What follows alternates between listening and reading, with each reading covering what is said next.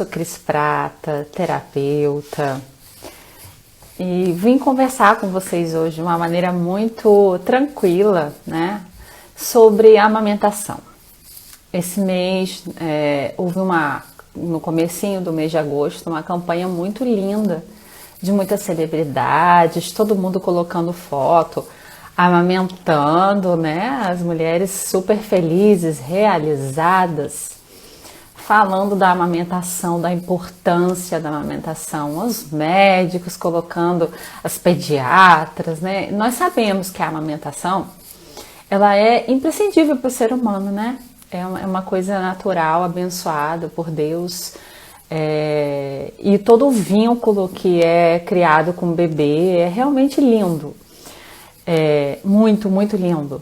E quando a gente engravida, a gente tem toda essa imagem na nossa cabeça, né? Não, eu quero amamentar, e aquelas fotos lindas, aquelas mulheres realizadas com um bebezinho muito tranquilo, muito lindo no colo amamentando.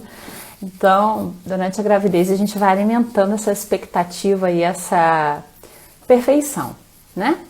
E aí a gente tem toda a questão das fotos que a gente vê, que são estímulos, né? E a gente começa a desejar e querer isso pra gente. E aí vem a avó falando, não, eu amamentei, sua mãe, né? Aí vem a sogra comentando também, não, eu amamentei também. E aí você fala, não, tem que amamentar, né? Tem que fazer tudo. Aí uma amiga ou outra fala, não, que o peito rachou, não rachou, faz isso, faz aquilo, e e aí na gravidez você começa a se preparar e a trabalhar seu corpo, né, para esse momento, e trabalha toda a sua expectativa e fala, não, mesmo se doer um pouquinho, eu vou fazer, porque isso é o melhor para o meu filho. Oi, Isis, tudo bem, minha linda? Fica comigo aí um pouquinho se você conseguir, sei que tá de madrugada no Brasil, né? Então, o que acontece?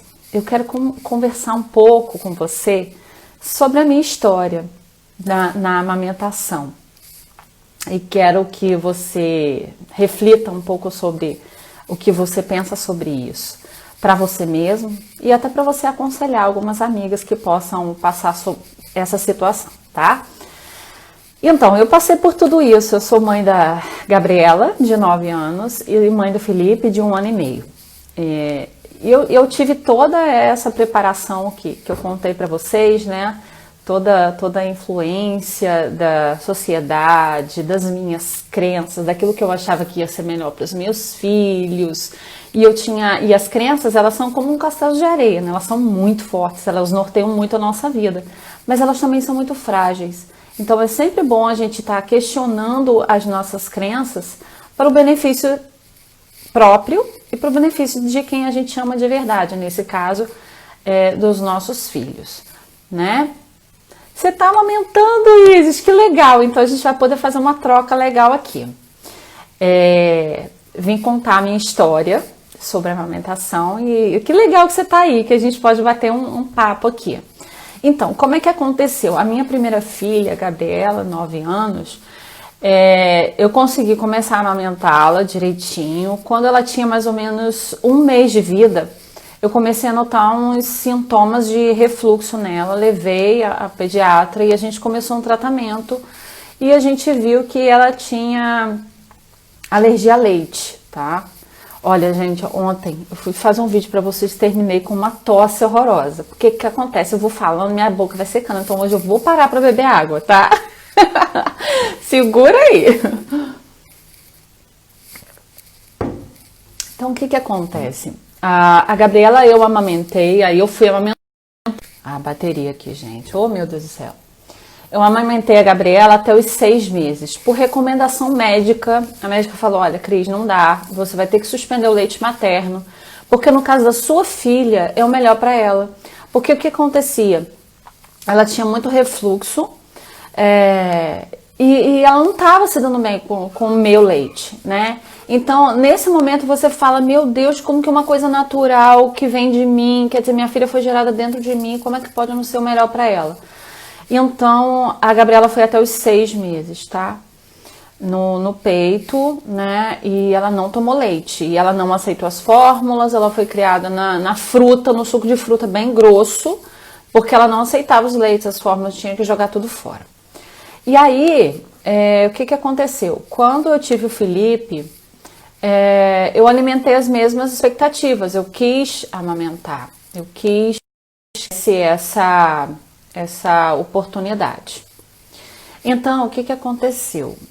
Quando o Felipe nasceu, ele começou a pegar o peito. Na maternidade, eu tive uma gravidez um pouco complicada, tá? A partir dos 6 meses, tanto em uma gravidez como na outra, eu tive que fazer um repouso bem forte. O meu contexto de gravidez lá, eu estava morando no México quando eu engravidei do Felipe. Então, eu tive que lidar com repouso, né? Eu estava numa cidade pequena. Para ele não nascer prematuro, eu tive que fazer um repouso absoluto, que era realmente só cama e banheiro, banheiro, cama. Assim, não dava nem para ficar sentada às vezes, eu tinha que ficar deitada mesmo. Então já era um contexto bem complicado. E aí, com 36 semanas, a gente fez de tudo para aguentar até 36. A Gabriela nasceu de 36 semanas também. Quando chegou na 36, gente, o que aconteceu? A bolsa estourou da Gabriela, ela nasceu com 36 semanas, e com o Felipe, aí eu chegava a ter, nossa, eu não nem consigo, eu acho que foi 50 contrações no dia, assim, meu útero fazia esse movimento de expulsão o tempo todo. Então, o que aconteceu? Ele nasceu prematuro, mas assim, os dois nasceram super bem. Eu tive uma gravidez complicada, né? Emocionalmente difícil, porque eu estava morando no México, na época que eu estava grávida. Então, o que aconteceu? Já passei uma gravidez assim, super estressante, as festas de final de ano que a gente sempre passava no Brasil com a minha família. Eu estava quase tendo meu filho, eu estava de 35, quase 36 semanas. Então eu passei o Natal, meu aniversário, passei tudo no México. E a minha mãe foi para ficar comigo. E foi, assim, bem pesado. Então, emocionalmente, eu já estava bem estressada. E o que aconteceu? O Felipe nasceu com 36 semanas.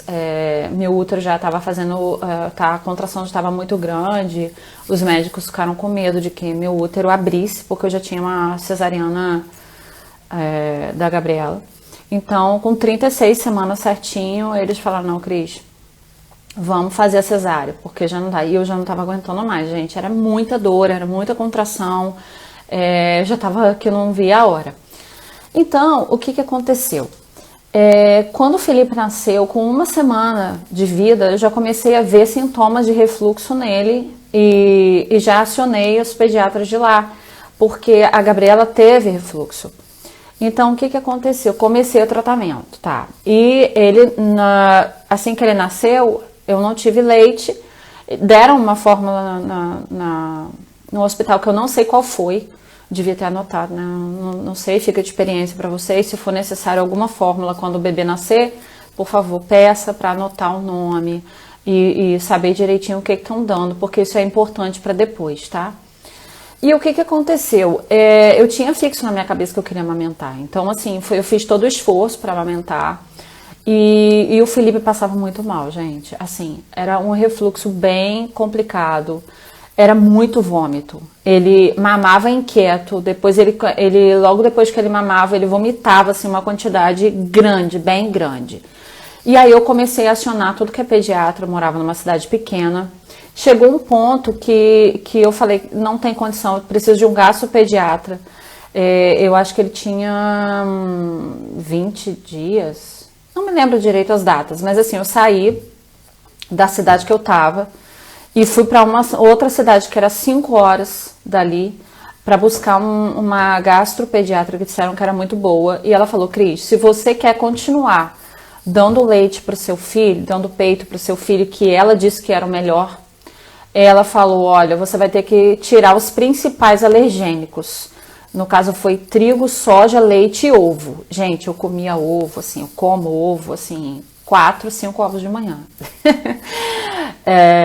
Imagine você tirar tudo isso. Eu falei, não, pelo bem do meu filho eu vou tirar, com certeza eu vou tirar. E ela falou, olha, vai demorar um pouquinho para ter resultado, mas você provavelmente vai ter resultado. E aí eu tirei, gente, tirei tudo, levei eu acho que uns 2, 3 meses nessa dieta de tudo isso que vocês estão, que eu falei com vocês. E por mais que eu me esforçasse, eu não via melhora no meu filho. Por mais que eu fizesse, eu continuava dando peito, ficava em pé com ele. Aí teve um médico que falou, Cris, você vai fazer o seguinte, você vai tirar o seu leite e aí você vai dar para ele na mamadeira.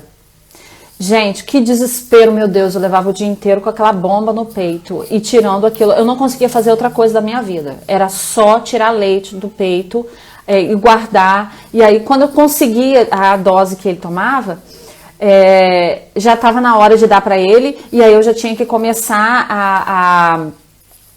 a outra dose. Nossa, gente, que sofrimento. E a criança não melhorava. Não melhorava, eu não via melhora nele. E era aquele vômito, era aquele cocô em jato. Era todos os sintomas de alergia, realmente, né? Até que meu marido viajava, nessa situação eu ficava sozinha, quer dizer, eu não dormia, tinha outra filha para cuidar, e naquela dieta altamente restrita, e aquele sofrimento, e eu achando que a amamentação era o melhor para o meu filho, que eu precisava me esforçar, que eu precisava dar o melhor de mim, e aquela pressão psicológica, e às vezes a minha mãe falava, minha filha, calma, não é assim e tal, e aí eu conversava com a médica e ela falava, Cris, faz o seu melhor, eu acho que o leite é o melhor para o seu filho, e não sei o quê.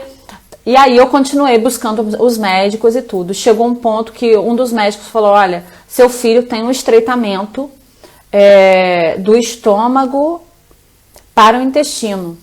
E a gente deveria operá-lo, e você operando melhora tudo isso. Gente, o menino tinha 3 meses de vida. Não parava de vomitar. Meu marido falou, não, a gente não vai operar esse menino de jeito nenhum, ainda mais aqui onde a gente está, que é uma cidade pequena, não vamos fazer isso. E aí era puro vômito, e aquele estresse e aquela coisa toda. E aí chegou um momento que eu falei, cara, não dá mais. Meu marido falou, olha, não tem condição de continuar desse jeito, né? Eu estava esgotada, o menino não melhorava, só vomitava. E aí o que eu fiz? Decidi, com 4 meses, suspender a amamentação. E aí eu acionei uma médica do Brasil também, e ela falou, Cris, se você tivesse recorrido a mim antes, eu teria falado com você para parar com o leite antes. Então, o meu convite a você é ouvir a minha história e tirar o que serve para você em relação a isso. Porque existe uma pressão social muito grande, positiva, eu vejo de maneira muito positiva, muito bacana, que seja feita a amamentação, né? Às vezes a gente vê pessoas que nem tem tantos recursos e querendo dar leite ninho, leite isso, leite aquilo para o filho, sendo que tem leite para dar, né? Porque pode ser que pareça prático para algumas mães pegar a fórmula e dar, mas a primeira opção é o aleitamento materno. A primeira opção realmente é dada por Deus, né? É natural, isso vai ser maravilhoso para a criança, para a mãe, para todo mundo, mas cuidado. O que é mais importante para você, né? A sua felicidade, o seu bem-estar físico e emocional, que na verdade conta muito emocional também, e a saúde do seu filho, mas sem estar presa a regras impostas por pessoas que não estão vivendo aquilo que você vive. Então, tenham muito cuidado com as crenças que vocês ouviram das mães, das avós e dos amigos, da mídia. Pega tudo isso e você vê dentro da sua realidade o que dá para ser feito e o que não dá. Eu não estou aqui para dizer para você que não amamente, não é isso que eu quero dizer, por favor, me entenda bem. A amamentação é a primeira opção e é a melhor opção, mas cuidado, avalie o seu caso, né? Avalie a sua vida, porque quando você se apega demais às crenças rígidas, e eu tenho falado muito da questão da flexibilidade, essa rigidez nas crenças de ter que amamentar a todo custo, gera um estresse para você e você passa esse estresse para o seu filho, né? Algumas mulheres podem entrar numa frustração tão grande que pode desencadear uma depressão pós-parto. E olha que transtorno isso não vai causar para todos, né? Então, eu valorizo muito essa questão da frustração, desse cuidado, né? De você, de repente, enquanto grávida, já trabalha a sua mente para várias possibilidades, né? Existem crianças que nem tiveram a mãe de sangue e estão aí adultas, grandes, fortes, saudáveis, né? Eu, depois que eu tirei o aleitamento materno exclusivo, eu ainda tive que passar um processo com meu filho de ver qual o leite ele ia se adaptar. E aí foi mais ou menos umas 7 fórmulas até chegar à fórmula de aminoácido puro, que não tem absolutamente nada de proteína de leite. Depois eu esperei até 1 ano. Quando ele completou 1 ano, eu pude fazer os exames, que os exames dão com mais, apresentam mais confiabilidade, né? Mais ou menos a partir dos 8 meses, 1 ano. E aí eu vi que meu filho tinha alergia a banana, leite, ovo, trigo e arroz. Então, por mais que eu estivesse me esforçando com todo o meu coração, com toda a minha vida, para dar isso para ele, a partir do momento que eu comia banana e ia para o leite materno, prejudicava ele. Eu comia arroz todo dia, comia ovo todo dia. Então, eu também não, como que eu ia também privar o meu corpo e colocá-lo num estresse de uma restrição absurda? Meu corpo também precisa de nutrientes. E eu preciso ter saúde para cuidar dele, né? Então, meu convite para você que está gravidinha, para você que está amamentando, a Isis aí que está comigo, né? Busque a saúde. Busque a saúde física e emocional. Reveja as suas crenças sempre. As crenças, elas são maravilhosas, elas norteiam a nossa vida. Mas sempre que uma crença, algo que você acredita, estiver atrapalhando a sua felicidade, a sua saúde física e emocional, você pode reavaliar, você pode ressignificar. E você pode viver com mais tranquilidade, tá? Faça sempre o melhor para vocês. Mas não de acordo com as imposições, mas de acordo com aquilo que você avaliou e aquilo que você sabe que vai ser o melhor para o seu filho, para sua filha, tá bom? Isis, me conta um pouco aí. Eu não sei por que fica apagando, voltando, mas a gente continua. Isis, me conta aí. Você falou que optar por amamentar é um ato de amor e de entrega, mas não é fácil. Isso, não é mesmo? Isso. Uma doação constante, né? E eu vejo que ser mãe é um ir além o tempo todo, porque quantas noites mal dormidas, né? Eu cheguei nessa gravidez, no nascimento de Felipe, eu cheguei nos pontos de esgotamento emocional, que não era, o esgotamento emocional não era, era um misto, né, de situações de hormônio e de estresse, e aí eu não dormia à noite por causa desses problemas de saúde que ele estava, né, do refluxo e das alergias, e ele não dormia bem, acordava demais de noite, e eu sozinha, porque às vezes meu marido ainda tinha que viajar nesse período. Chegou um dia de manhã, gente, que eu chorava desesperadamente, mas assim, não era tristeza, era esgotamento, eu estava esgotada. E eu estava sozinha no México, não tinha família lá para me ajudar. Então, foi um período foi um período muito, muito difícil mesmo. Ai, Isis, que bom que você teve uma experiência boa, maravilhosa, né? A vida é isso, é a experiência de cada um. Para algumas pessoas vai ser maravilhoso, vai ser daquele jeito mesmo que as atrizes colocaram no começo do mês. Vai ser desse jeito que você sonhou, mas e aí, se não foi exatamente assim, tá tudo bem, é isso que eu quero dizer, tá tudo bem, de um jeito ou de outro vai ficar tudo bem, Agora, o meu cuidado é, enquanto terapeuta, de conversar sobre isso para poder você ter uma vida feliz. Então, a Isa está falando que o filho dela, Arthur, mamou até os 5 anos e que ela ouvia que estava errada. E a gente vai ser criticada de qualquer forma. Exatamente, a gente vai ser criticada de qualquer forma. Então, o caminho que eu tenho encontrado para lidar com essa situação, que às vezes me travou, muitas vezes me travou, é você pensar na sua intenção positiva e estar tranquilo em relação a ela. Qual a sua intenção positiva de amamentar o filho até 5 anos, até 3 anos, até o quanto você quiser? É dar o máximo de amor e saúde para ele. E é a sua realidade e tá tudo bem. Se você tem tranquilidade, deixa a outra pessoa falar, tá tudo certo. Deixa o outro com a opinião dele, com a vivência dele, com a experiência dele, com o mapa dele. E você vive em paz com o seu, tá tudo bem. Tá tudo bem para todo mundo.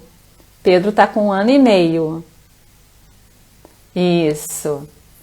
As decisões que a gente toma, né, a gente vai alcançando maturidade, não é deixar de ouvir o outro, né, não é ser rígido nesse ponto de jeito nenhum, mas é avaliar se aquilo que o outro está falando pode realmente causar o impacto que eu quero para minha vida. Tá me trazendo paz?